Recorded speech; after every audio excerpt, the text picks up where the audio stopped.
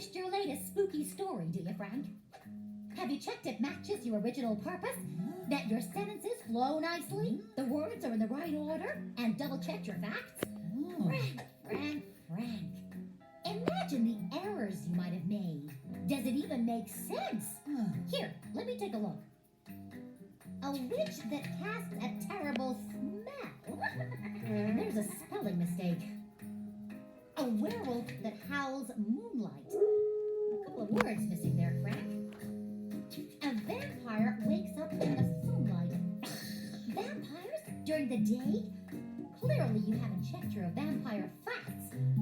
The vampire got a stake to her heart. You won't be defeating any vampires with that kind of stake. And it's not just your spelling. Have you checked your grammar? Stop scaring, little children. You don't need that comma. Let's remove it. Spot on, Frank. Checking your writing before you show it to anyone is as important as watching where you're going.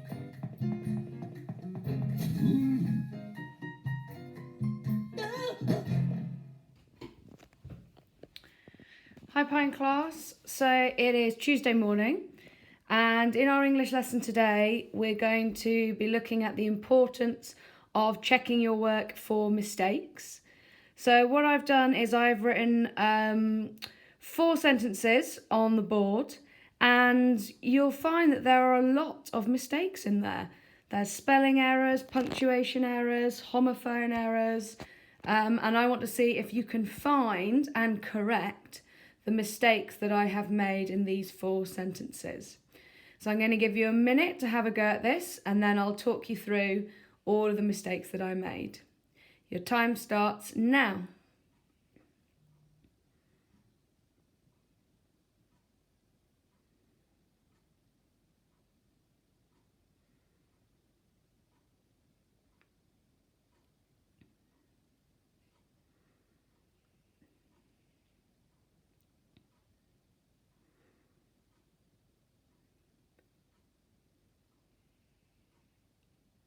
You're halfway through.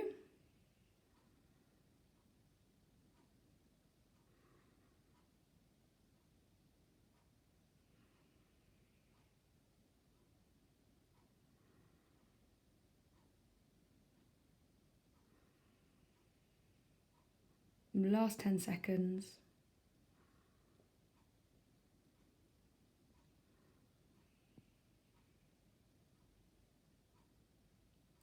Okay, so let's look at number 1. I'll read it first and then we'll see if you manage to spot all the mistakes. So number 1 says, the twins decided that for their birthday, they each wanted an iPhone. Their parents decided they were too young. So, loads of errors here to find. The first one comes with the word for. So the twins decided that for their birthday. Now, the 4 that's written there would represent the number 4. Actually, what you need is the spelling F-O-R. The next word, there, is also the wrong type of there. Now, this is belonging to them. It's their birthday. So you need the there that is spelled T-H-E-I-R. There's another spelling mistake with they, and there are actually 2 theys in this sentence, both of which are spelled incorrectly. I've spelt it T-H-A-Y, but actually we should all know that they are spelled T-H-E-Y. And the final, 2 more. Their parents decided they were too young. So the parents belong to them. So this is another their error. Actually, it should be T-H-E-I-R there. And finally, too young, it's the wrong type of 2. It should be T-O-O. So plenty of mistakes in that first one. Let's have a look at the second. So the second says, I have a lot of friends at school. My favourite subject is maths because I like doing sums. Now the first mistake here is actually with the word a lot. A lot isn't 1 word, it is 2 words, so there should be a finger space between the A and the lot. It's a very common mistake. People often think that a lot is 1 word, but it is not. The next mistake is a spelling error, and it's the spelling of friends. Now, friends, the way I've written it here, the E and the I are the wrong way round. If you switch those, that would be the correct spelling. There's another spelling error with school. They've simply missed out the H, which should come after the C. You can see another spelling error with favourite. You should have FAVOURITE. That's the correct spelling. And of course, we can all see that because is also spelt wrong. It should be BECAUSE. And sums, this is also a homophone error. Sums as in math sums should be SUMS. So plenty again in number 2. Let's have a look at number 3. I met an elephant at the zoo called Elmer. Maybe one day I can go back there to see him. So first of all, a really obvious error to start with. I haven't started the sentence with a capital letter. So that small I needs to become a capital I. The next mistake is with the spelling of the name of the elephant. Now, if it's the name of somebody, you should all know that we use a capital letter. I've used a small e for Elmer, but actually I should be using a capital E. After the full stop of Elmer, for the new sentence, I've also forgotten to use a capital M for maybe. And I've even spelt it wrong.